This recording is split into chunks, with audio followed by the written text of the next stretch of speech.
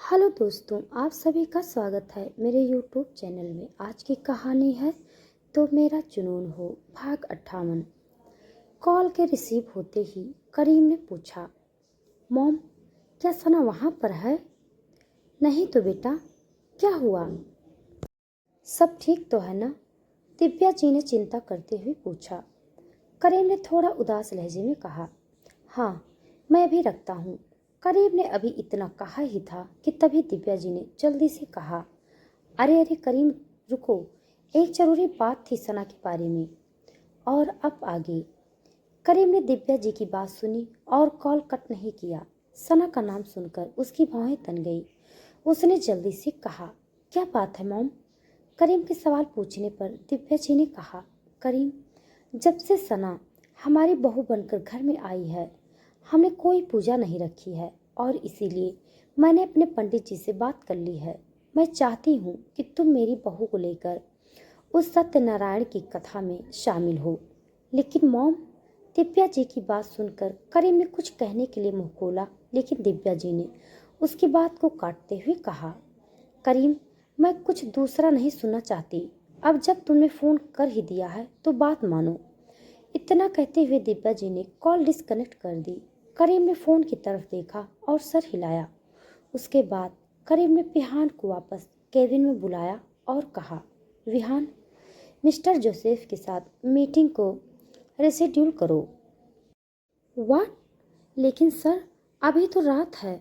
और विहान ने कुछ कहना चाहा, लेकिन तभी करीम ने बिना कुछ कहे उसे घूर कर देखा तो विहान ने जल्दी से सर हिला दिया।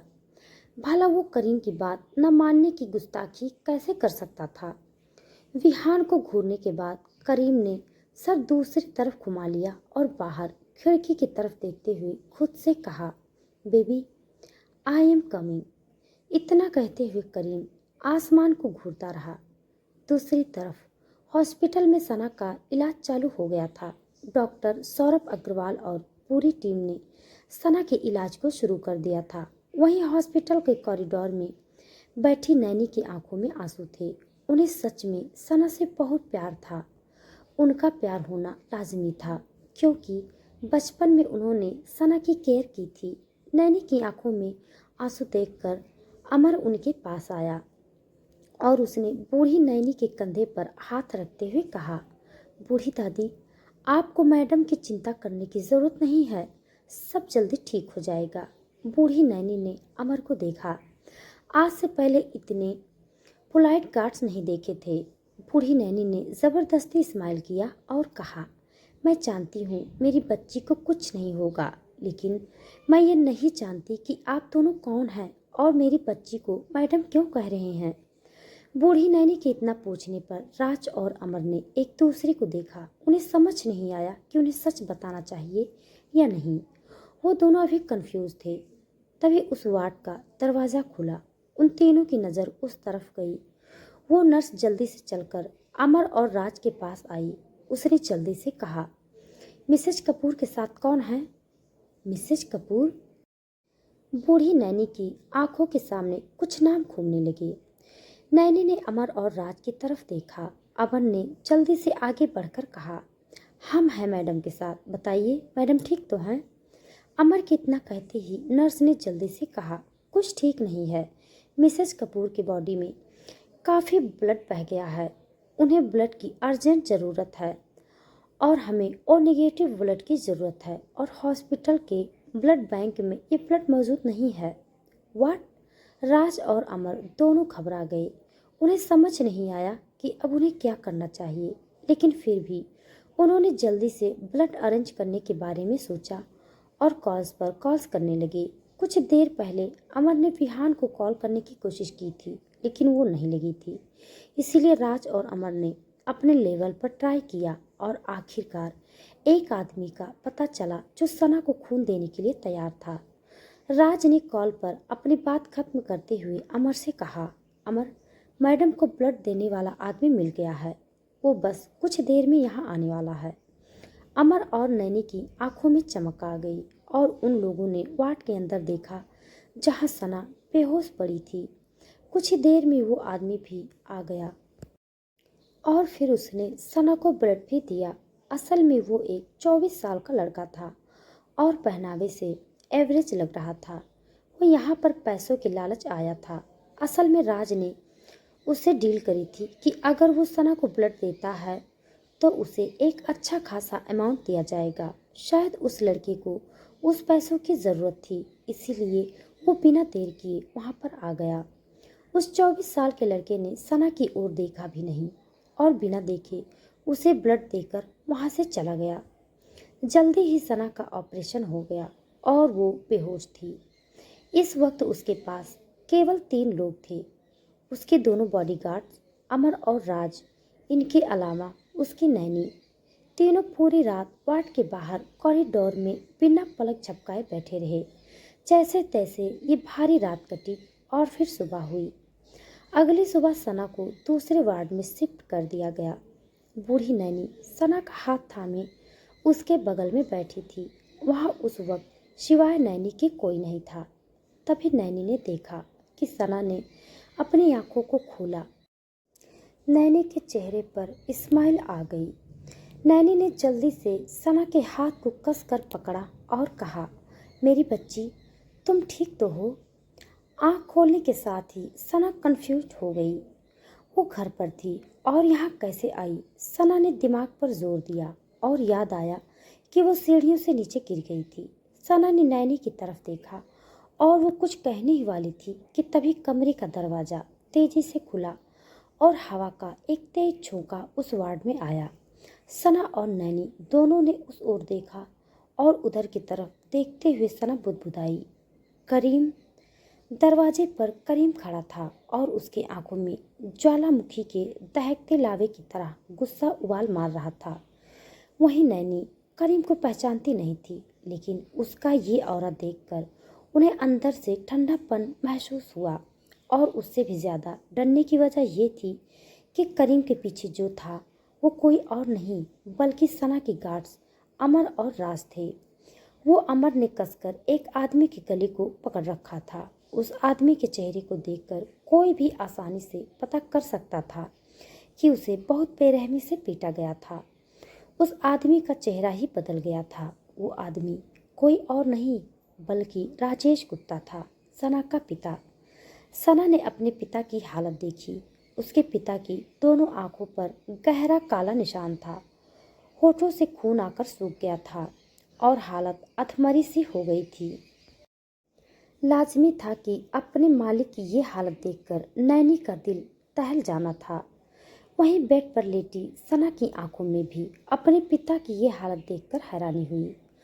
उसे समझ नहीं आया कि ये सब क्या हुआ। सना ने करीम की तरफ वापस से नज़र घुमाई और देखा करीम उसकी तरफ ही आ रहा था। करीम को आता देखकर नैनी घबरा गई और जल्दी से 2 कदम पीछे हट गई। करीम तेज कदमों के साथ चलकर सना के पास आ गया।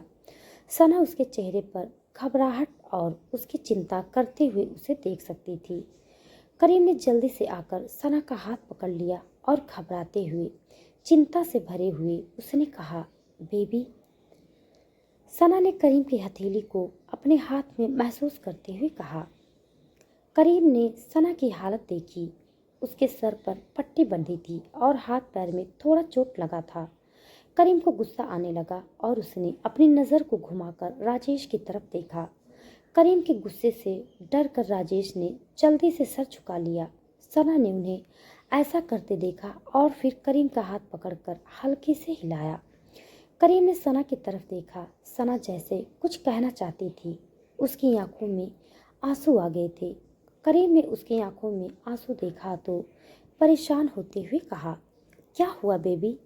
सना ने सर हिलाया और हाथ पकड़कर करीम की तरफ करते हुए कहा, करीम, डैड डैड के साथ ये सब। सना की बातचीत में ही कट गई। करीम की भौहें तन गई। उसने गुस्से से दांत को पीसते हुए सना को डांटते हुए कहा, तो तुम्हें क्या लगता है मैं मिस्टर गुप्ता को माफ़ कर दूंगा? अगर समय रहते तुम हॉस्पिटल नहीं पहुंच पाती तो आज क्या हो सकता था, तुम्हें अंदाजा है इस बात का? करीम को काफ़ी तेज़ गुस्सा आ रहा था। कमरे में मौजूद हर कोई सकपका गया, लेकिन सना अभी भी करीम की आंखों में देख रही थी। उसे यकीन नहीं हो रहा था कि उसके जीवन में करीम जैसा पति था। करीम ने मिस्टर गुप्ता को नफरत से देखा और फिर सना से कहा, मैं अपनी मर्यादा जानता हूँ बेबी, लेकिन अगर कोई तुम्हारी तरफ हाथ उठाकर भी देखे या तुम्हें नुकसान पहुँचाए तो मैं ये बर्दाश्त नहीं कर सकता। करीम अपनी बात कहकर चुप हो गया और गुस्से से तपती आग भरी नज़रों से राजेश की तरफ देखा। राजेश ने जल्दी से सर झुका लिया। उसे तो अभी तक ये नहीं पता था कि उसके सामने जो आदमी था वो कौन था। राजेश ने अब तक इस बात का अंदाज़ा लगाया था कि वो जरूर ही कोई बड़ा आदमी था, लेकिन कौन था इसका अंदाज़ा वो नहीं लगा सकता था। हालांकि करीम की नज़रों से ही वो डरे जा रहा था। असल में बात ये ही कि जब ऑस्ट्रेलिया में करीम ने विहान से मीटिंग रिशेड्यूल करने को कहा था, तब विहान ने वर्चुअल मीटिंग रख दी थी और करीम उसी वक्त इंडिया के लिए निकल गया था। करीम जब इंडिया आया तब मीटिंग भी ख़त्म हो चुकी थी और उस वक्त अमन ने एक बार फिर विहान को कॉल ट्राई किया था, जो लग गई थी और उसने विहान को सब बता दिया। और फिर अमर और राज को भी इतना गुस्सा आ रहा था कि उन्होंने गुप्ता निवास में जाकर ये पता करने की कोशिश की कि आखिर सना के साथ क्या हुआ था। जब वो दोनों गुप्ता निवास में ये पता कर रहे थे कि क्या हुआ था सना के साथ, तब वहाँ पर राजेश ने उन्हें रोका और बदतमीजी से बहुत बातें कही और उसने ये कहा कि अगर सना मर भी जाती है तो उसे इस बात से फ़र्क नहीं पड़ता। और ये सुनते ही वहाँ पर राज और अमर को गुस्सा आया तो उन्होंने राजेश को पीट दिया। और ठीक उसी वक्त वो नौकर जिसने सारिका की मदद की थी तेल गिराने में, उसने डर से अपना गुनाह कबूल किया और सच बता दिया, लेकिन उसने किसी का नाम नहीं बताया और इसीलिए अमर और राज ने राजेश को अच्छे से पीट दिया और वो लोग करीम के साथ हॉस्पिटल आ गए। सना, जिसकी आंखों में अपने पिता की हालत देखकर आंसू आ गए थे, उसने करीम का हाथ पकड़े हुए उससे कहा, करीम प्लीज़ डैड को छोड़ दो, जाने दो। सना की ये बात सुनते ही करीम की भौहें तन गई और गुस्से से उसने अपनी मुट्ठियों को भींच लिया। सना ने करीम को गुस्सा करते हुए देखा। करीम के चेहरे के भाव और भी गुस्से वाले हो गए थे, लेकिन ये लड़की करीम के लिए ज़्यादा ज़रूरी थी और उसके लिए कुछ भी कर सकता था। तो क्या करीम उसकी बात मानने वाला था? करीम ने अपना सर हिलाया और कहा, बेबी तुम ये कैसी बातें कर रही हो? सना ने करीम को देखा और उसके आंखों से आंसू की एक बूंद उसके कानों तक बह गई। करीम ने अपनी बात जारी रखी और गुस्से से एक एक शब्द को चबाते हुए कहा, जिन्हें तुम अपना पिता कह रही हो, उसने और उनके सो कॉल्ड परिवार ने तुम्हारी जान लेने की कोशिश की है। मैं इतनी आसानी से इन्हें नहीं छोड़ सकता। राजेश, जिसने सना के मुंह से करीम सुना तो उसे एहसास हुआ उसके सामने बैठा आदमी कोई और नहीं बल्कि देश का सबसे बड़ा आदमी करीम कपूर है। राजेश की आंखों के सामने अंधेरा छाने लगा। भला करीम कपूर से दुश्मनी कोई कैसे कर सकता था? करीम की ये बात सुनकर राजेश को अंदर से डर लगने लगा। अमन ने राजेश के गार्ड्स को अब भी पकड़ रखा था। करीम की बात सुनने के बाद सना ने उठकर बैठने की कोशिश की तो करीम ने जल्दी से उसे पकड़ लिया और बेड के सहारे बिठा दिया। सना ने करीम के हथेली को पकड़कर प्यार से अपने सीने पर रखा और आंखों में आंसू भरते हुए करीम की तरफ देखते हुए उससे कहा, करीम मैं जानती हूँ तुम्हें मेरी फिक्र है, लेकिन प्लीज़ डैड को छोड़ दो। मैं जानती हूँ डैड को मेरी परवाह नहीं है, लेकिन मुझे तो है ना। प्लीज़ मेरे लिए तुम इतना क्रूर नहीं बन सकते करीम। करीम ने सना की बात सुनी और उसकी आंखों में देखा।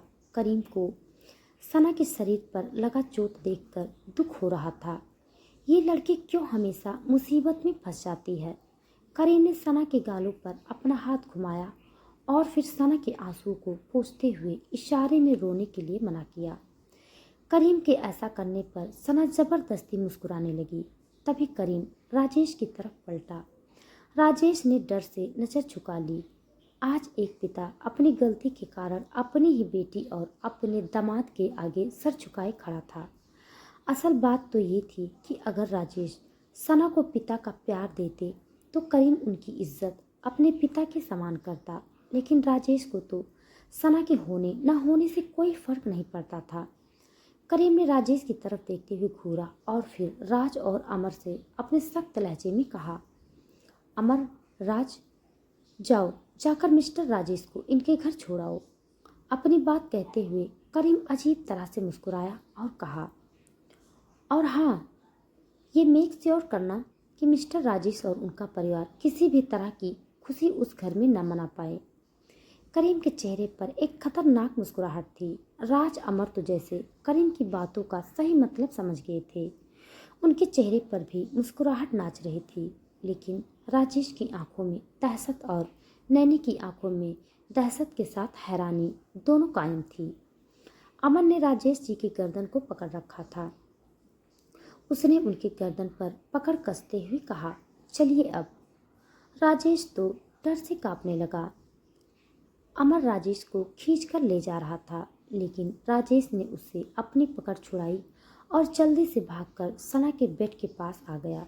उसने करीम और सना की तरफ देखा और गिड़गिड़ाते हुए सना से कहा, सना बेटा, मुझे माफ़ कर दो।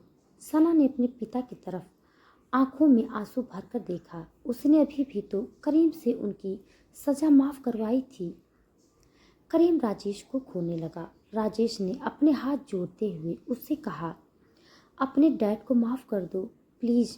अपने बॉयफ्रेंड से कह दो ना कि ये मेरे परिवार को कुछ ना करे। बॉयफ्रेंड? करीम की भौहें तन गई। सना ने उनकी तरफ देखकर कहा, डैड, करीम मेरा बॉयफ्रेंड नहीं, मेरा पति है। सना के इतना कहते ही करीम के चेहरे पर प्यारी सी स्माइल खिल गई। ये लड़की जो उसकी पत्नी थी, उसने आज पहली बार किसी से कहा कि करीम उसका पति था। वो अक्सर यही तो कहा करती थी कि उनकी समझौते की शादी है और एक दिन डिवोर्स लेना भी है। इस बारे में सोचते हुए करीम मुस्कुराने लगा। उसे सना पर प्यार आ रहा था। आखिरकार उसने उसे अपना पति मान लिया। करीम को इस बात से इतनी खुशी हुई कि उसने राजेश से कहा, मिस्टर गुप्ता, आपकी बेटी की वजह से मैं आपको छोड़ रहा हूँ और आपके साथ साथ आपके परिवार की जान नहीं ले रहा, लेकिन जो चोट आपके परिवार ने मेरी पत्नी को दी है, उसका खामियाजा आपको और आपके परिवार को भुगतना पड़ेगा। राजेश ने जल्दी से डरते हुए सर हिलाया। उसने कभी नहीं सोचा था कि जिस करीम कपूर के बारे में उसने केवल सुना था, आज वो सामने बैठा था। राजेश ने अपनी और करीम की इस तरह की मुलाकात की कल्पना भी कभी नहीं की होगी। अपनी बात कहने के बाद करीम ने अमर को इशारा किया कि वो वहाँ से राजेश को लेकर जाए। अमर और राज दोनों आगे आए और जल्दी से उन दोनों ने राजेश को पकड़कर वहाँ से ले गए। उनके जाने के बाद करीम ने वहाँ खड़ी नैनी को देखा। नैनी हड़बड़ा गई। जब सना ने देखा कि करीम नैनी की तरफ देख रहा था, तब सना ने करीम से कहा, करीम, ये मेरी नैनी है। जब मैं छोटी थी तब इन्होंने मेरी माँ के जाने के बाद से मेरा ख्याल रखा था। फिर सना ने नैनी की तरफ देखा और कहा, Naini, thank you so much मुझसे नफरत ना करने के लिए।